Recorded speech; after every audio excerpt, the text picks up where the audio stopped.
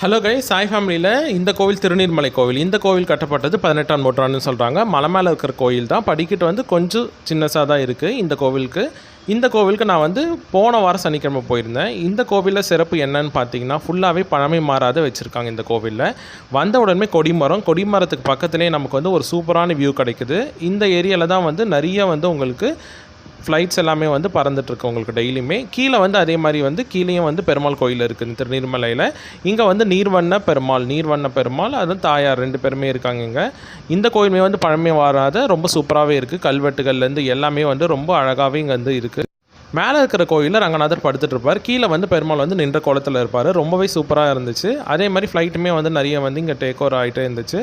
பாருங்கள், நான் ஒரு வியூ எடுத்துகிட்டு இருந்தேன் ஃப்ளைட் வந்து பாஸ் பண்ணுறத. ஸோ கண்டிப்பாக இந்த கோயிலுக்கு வந்து பாருங்கள், ரொம்ப சூப்பரான வியூவாக இருக்கும். அதே மாதிரி எல்லாருக்கும் வந்து ரொம்ப பிடிச்சும் இருக்கும். தேங்க்யூ ஃபார் வாட்சிங் கைஸ்.